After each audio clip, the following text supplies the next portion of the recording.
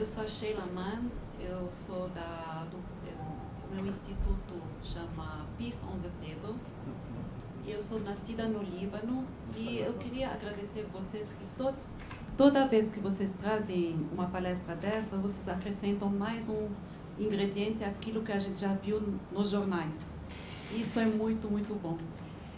Então, eu não tenho uma pergunta, mas queria fazer só uma pequena colocação. Por ser judia libanesa e eu conhecer profundamente as duas culturas, eu fico muito,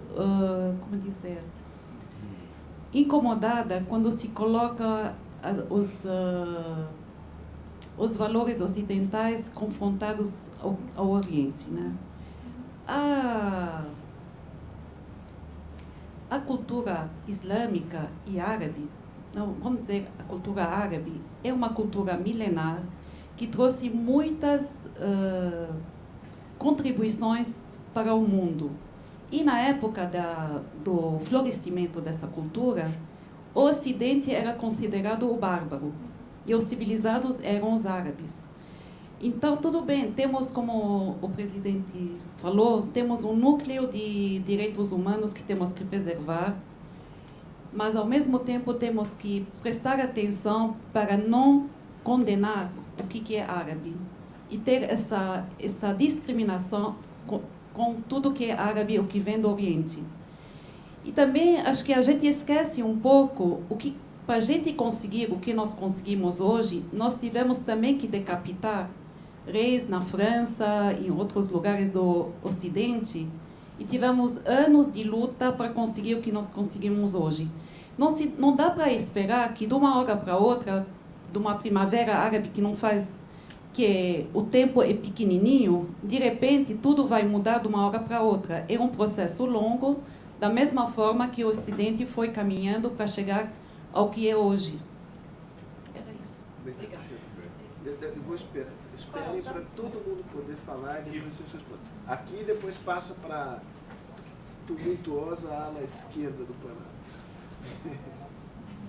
Obrigado. O meu nome é Sérgio, eu sou da cidade de Embu das Artes. Eu gostaria de perguntar sobretudo ao Lorival. Bom, você tem um compromisso profissional de correspondente experiente com o Estado de São Paulo, mas acho que você sabe, ou todos nós temos que ter essa percepção, você tem a notícia diária, conjuntural, e você às vezes precisa ter uma visão, às vezes até estratégica, ou entender a visão estratégica do que ocorre. Eu falo sobretudo da Irmandade Muçulmana e, como você mesmo falou, do Hamas. A Fraternidade Muçulmana já existe há mais de 50 anos, é o partido mais organizado do Egito e tem as suas extensões por todo o Oriente Médio. Dentro do ideal deles, há essa questão de reavivar ou ter como projeto hegemônico uma ressurreição de um califado universal, que é anti-ocidental, que odeia o Ocidente, sejam dos valores negativos ou positivos do Ocidente. E o Hamas como braço na Palestina, todo mundo percebeu e percebe principalmente agora que militarmente o Hamas ou qualquer força insurgente na Palestina não vai vencer Israel. Mas, isso é uma pergunta que eu faço, mas que talvez não possa ser respondida aqui, mas é para uma reflexão que, inclusive, pessoalmente eu venho pensando há alguns dias. As famílias palestinas têm mais filhos do que as famílias israelenses. A questão de demografia talvez seja uma outra questão que a estratégia palestina devia pensar, não no confronto, mas se todos aceitassem ser cidadãos israelenses, isso não seria um outro caminho, porque teriam que ter direitos políticos também e sobrepujariam a que se chama de Estado judeu? Legal. Elga e tem mais duas pessoas. Sim, você e também André. Elga, rapidinho.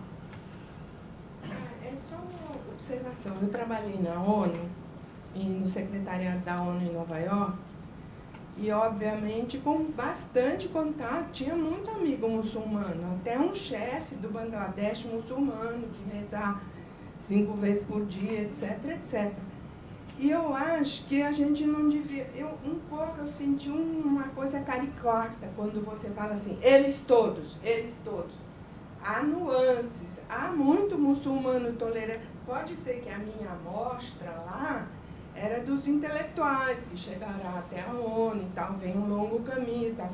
Mas tem muito muçulmano tolerante, com um mínimo de direitos humanos, há variantes. E a gente não... Porque também entre os cristãos tem os fanáticos, tarados, religiosos e os moderados. E nos muçulmanos também, até lembrar o caso da Turquia, que está muito citado, como os muçulmanos no poder, com caráter mais tolerante e mais moderado. Então, é um pouco a reação quando você fala assim, todos eles. Imagina se todos eles pensam que tem 1000 virgens. Não é todos eles, há variantes.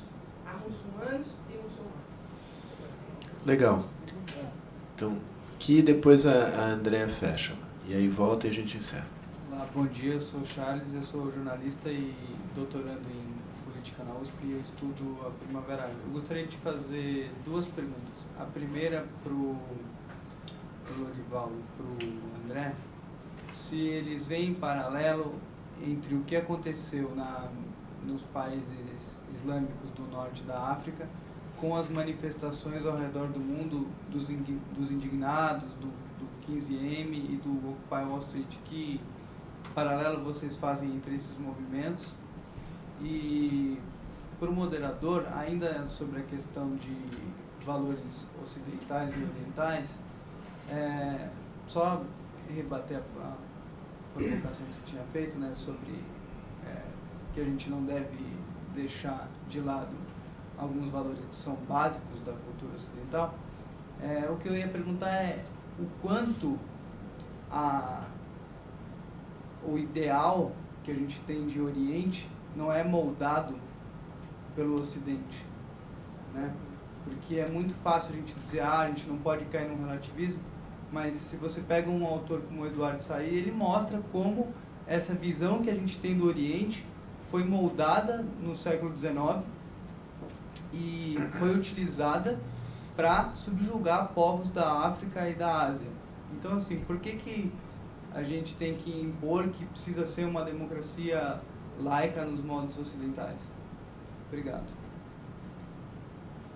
André, termina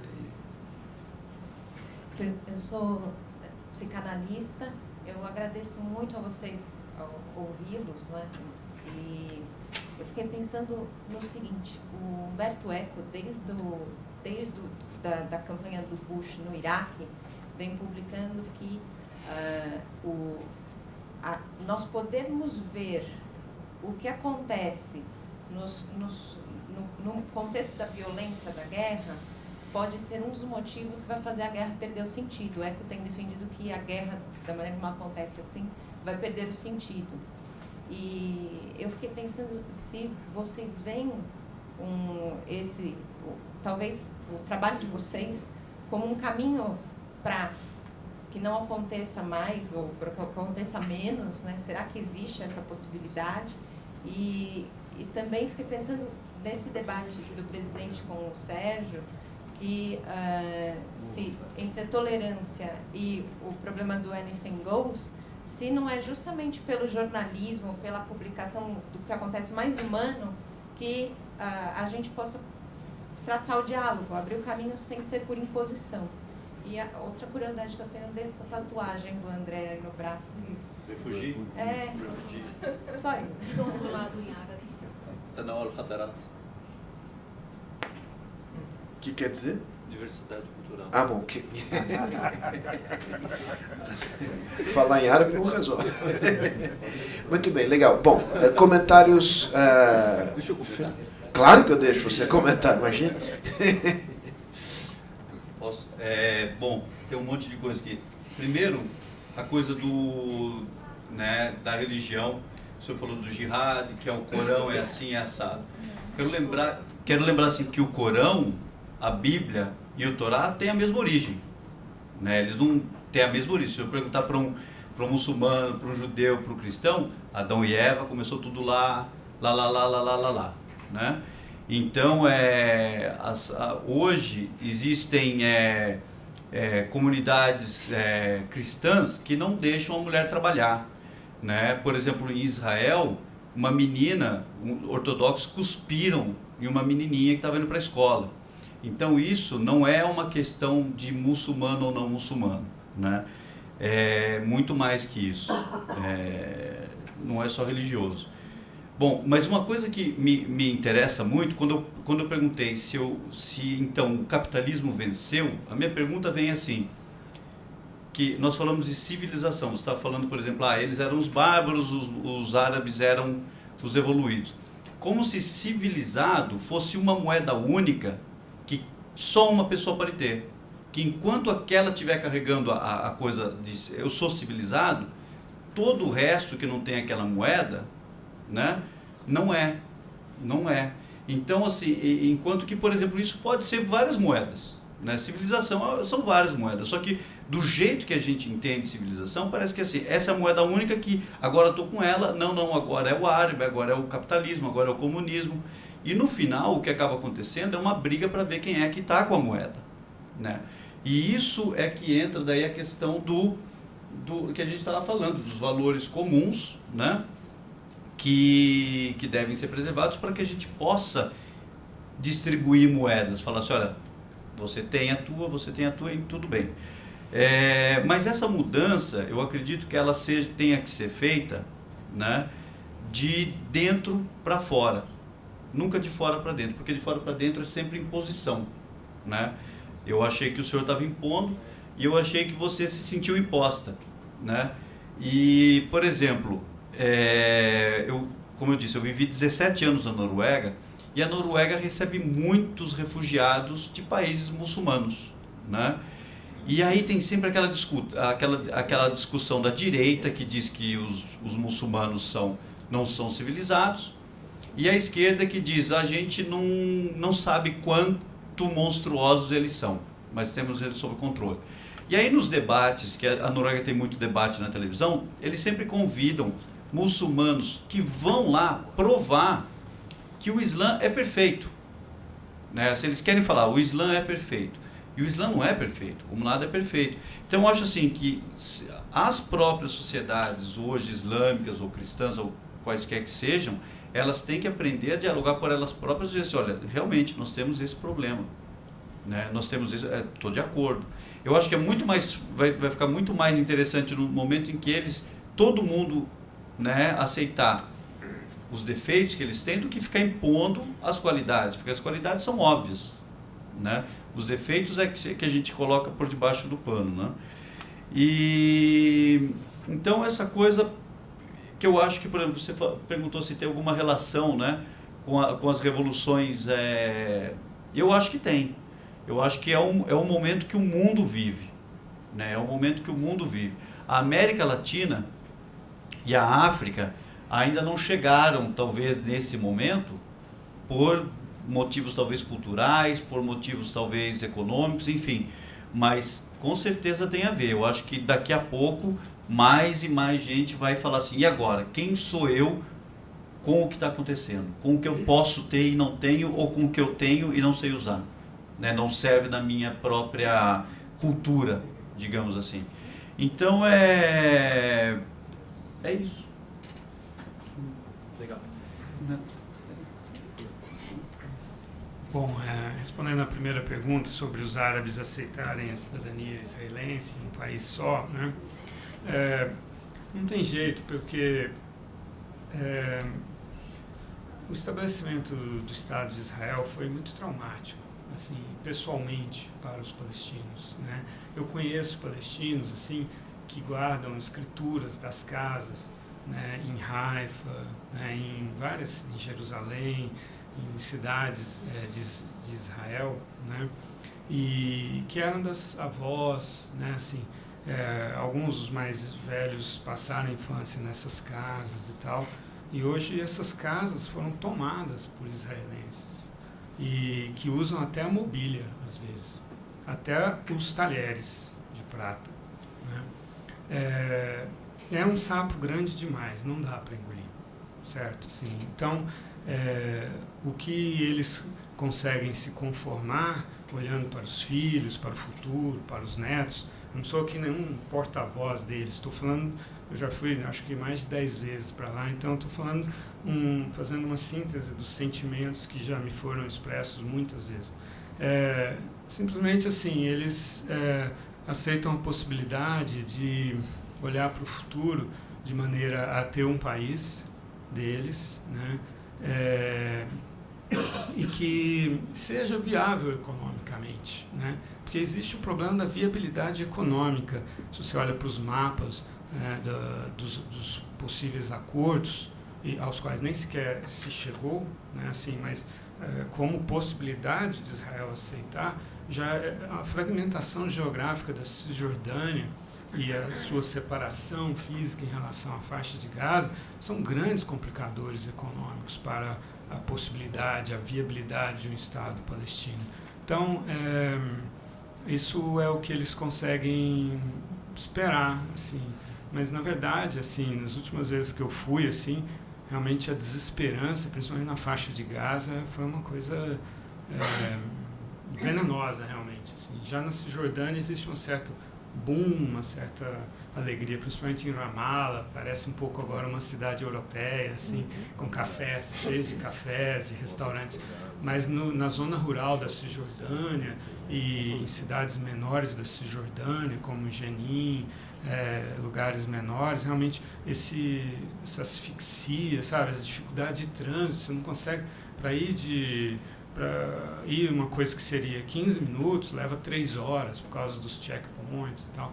O muro é um grande problema. Então, é isso que os palestinos olham, assim, e mesmo os árabes israelenses, porque existe o cidadão árabe israelense, né, que ficou em áreas que Israel tomou imediatamente em 1948 e que aceitaram a cidadania, mas eles são psicologias complicadas, assim, são pessoas que carregam uma culpa, que às vezes são mais radicais até politicamente do que os palestinos que estão nos territórios ocupados, para compensar essa mordomia, o fato, esse conforto de ter um passaporte, né? De ter documentos e tal, pagam impostos altos. Israel é um país de imposto muito alto e pagam para o inimigo que ocupa Jerusalém. É muito complicado ser palestino. Muito, muito difícil. Eu não sei como eles aguentam assim, a carga, como é que eles têm filhos, como é que eles educam os filhos. Né? Eu teria aqui histórias que não dá tempo assim, para falar do muro, né, da situação de um menino de 8 anos, assim, tinha a mesma idade do meu filho. Ele, a família do pai dele era dona de umas fazendas assim, que foram tomadas e transformadas no estacionamento do túmulo de uma santa judia, vamos chamar assim, e que para os judeus poderem ir lá visitar o túmulo, né? E aí perdeu as fazendas. E aí ele morava assim num predinho, e um dia de manhã ele acordou para ir para a escola e tinha inundado de esgoto o chão do prédio e da rua, porque os israelenses estavam cavando lá, ninguém sabia o que eles estavam fazendo.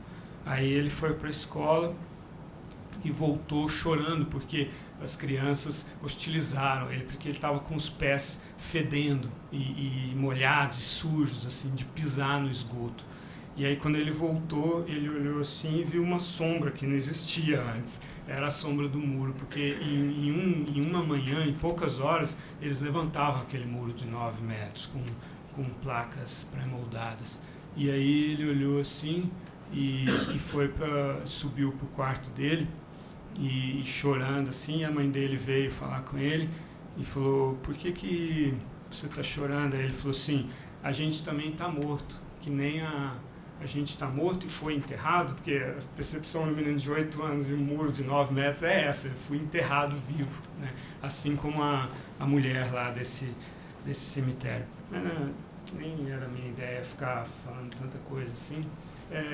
Eu não sei, eu não disse que todos os muçulmanos são intolerantes, eu não poderia dizer isso.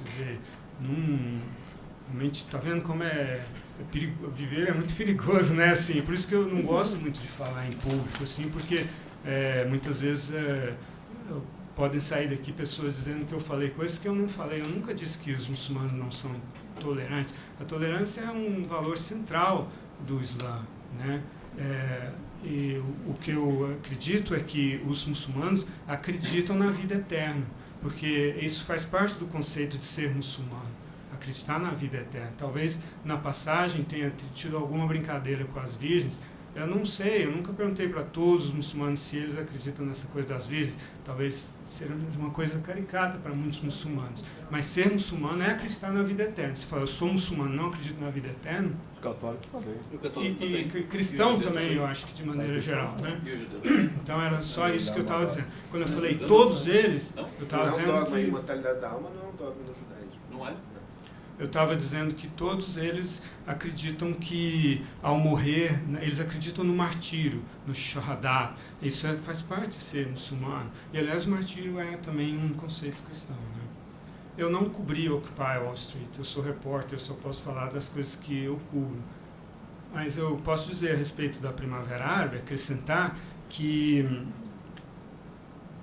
lá uma coisa que foi muito importante foram as televisões árabes. O dish, o pratinho, que tem em todas as casas, isso não só no mundo árabe, no Irã também, né, que as autoridades toleram, vão lá, tem os fiscais, multam, tiram, mas eles põem de novo, e eles não dão conta realmente. E é muito baratinho, $10 um dish, e recebe 300 canais de graça pelo resto da vida. E é aí que eles viram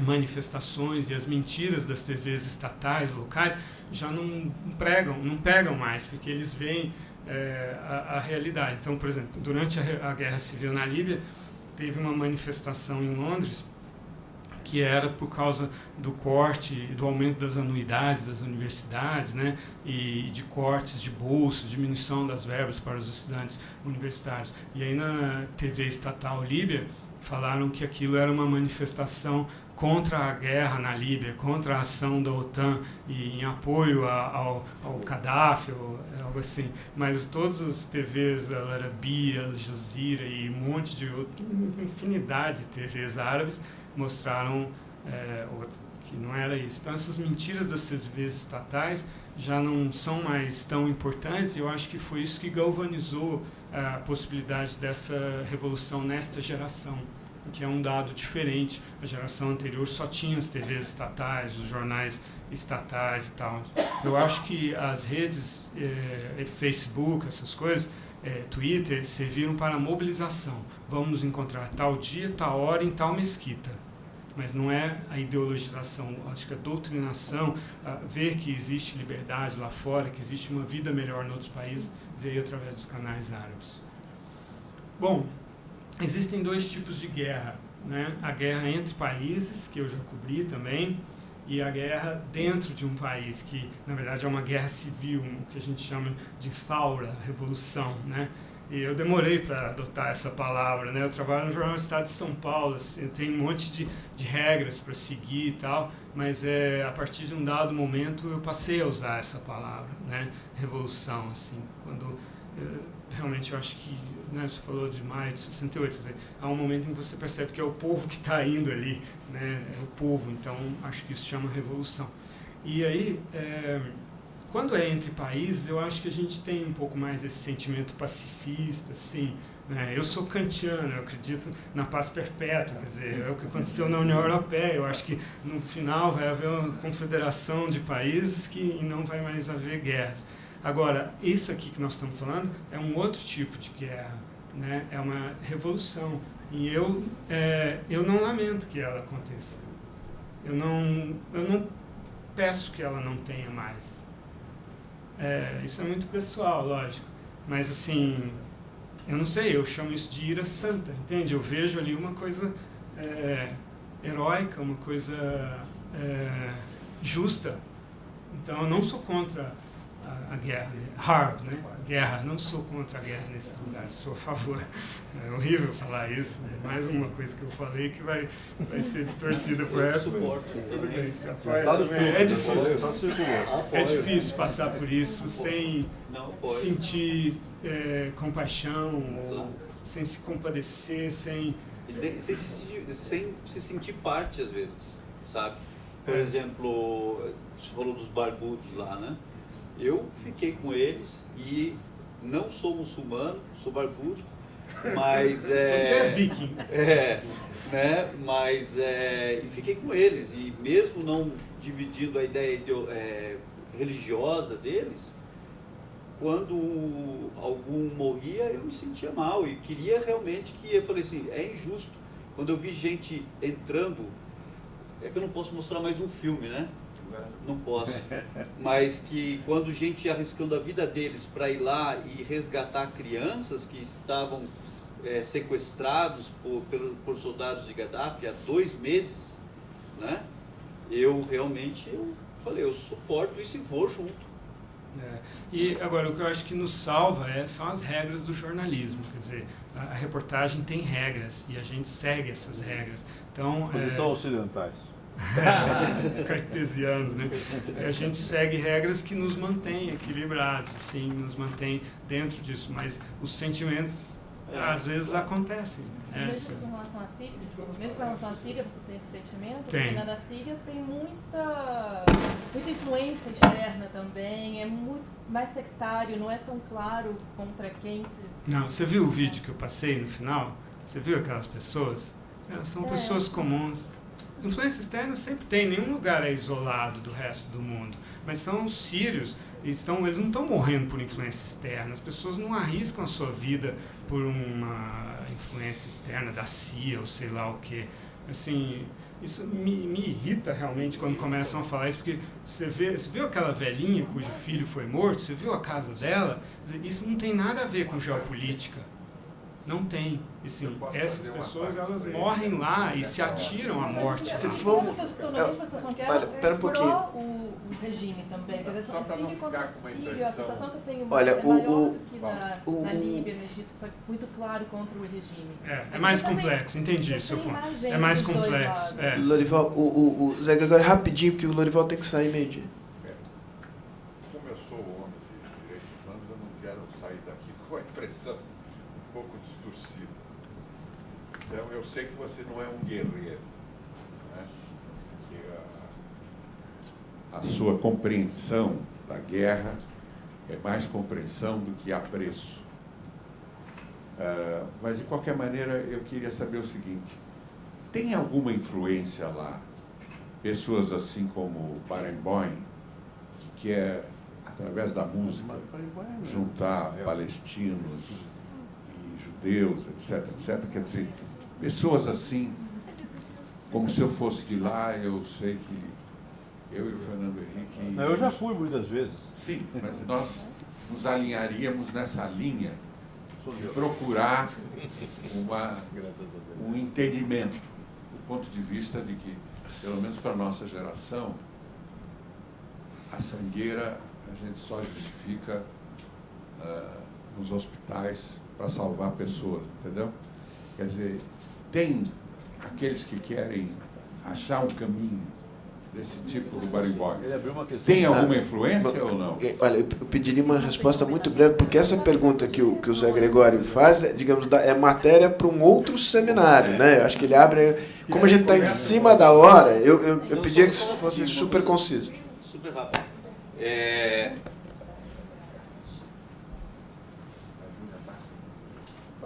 Pode falar. Posso falar? Bom, respondendo só... Mas ele não está ouvindo. Então, a coisa assim os governos, infelizmente, os governos desses países, eles se fecharam, né? Por exemplo, o Gaddafi, eles receberam jornalistas, uma série de coisas. Mas se você disser, olha, eu vou para lá e quero fazer essa ponte, né, que falta, ou encontrar essas pessoas que faltam, a gente não tem acesso, né? E eu tenho amigos que morreram tentando fazer isso, né, jornalistas que morreram fazendo isso, E, infelizmente, assim, não é uma... Tem muita hipocrisia desses governos. O Gaddafi, ele sabia que um dia o governo dele ia ser, e com Assad, né, que o governo dele um dia ia ser questionado. E eles não estão nem aí, eles estão preparados para afundar junto com o país, e fazer o país afundar junto com eles.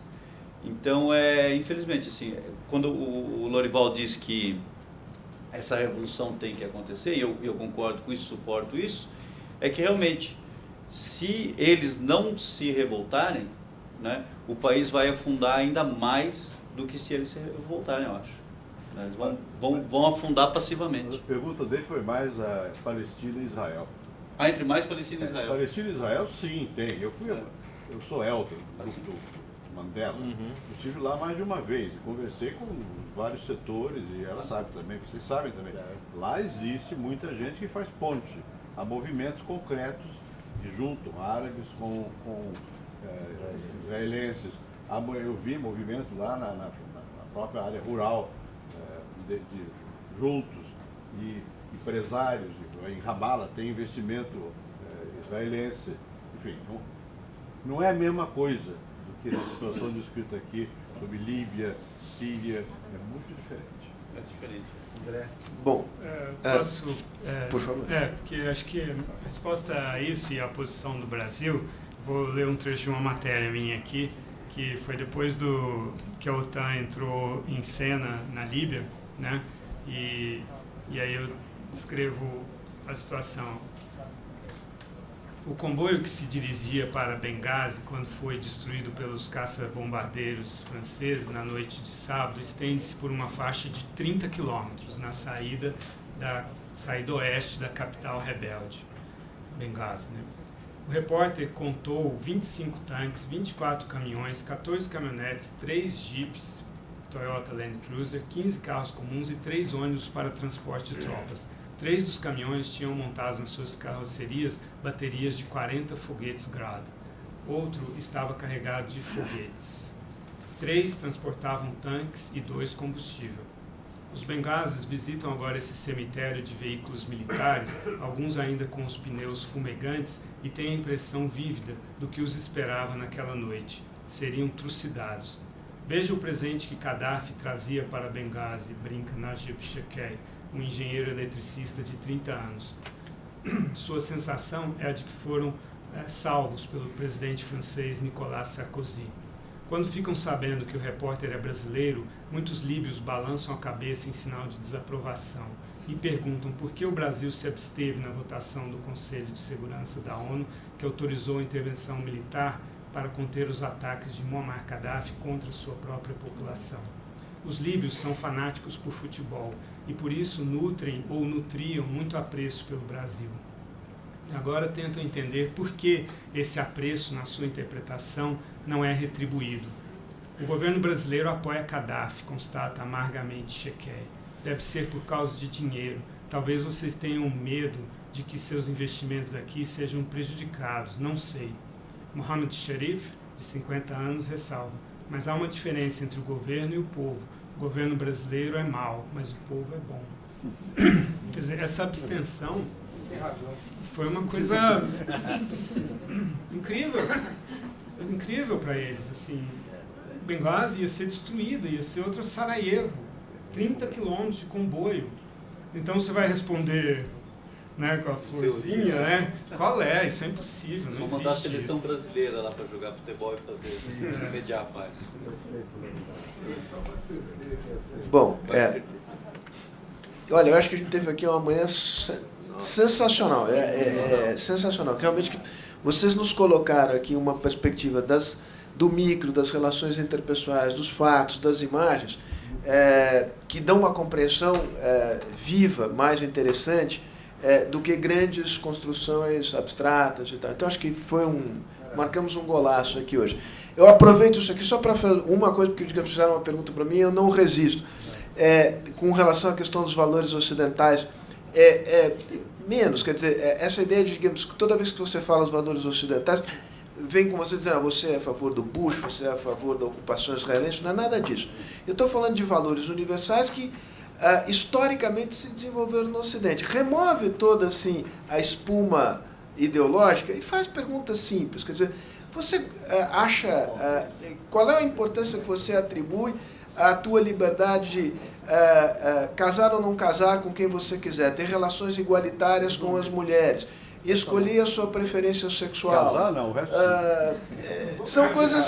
são coisas tão simples quanto essas, mas acho que tem uma importância enorme. É isso, um abraço e até a próxima.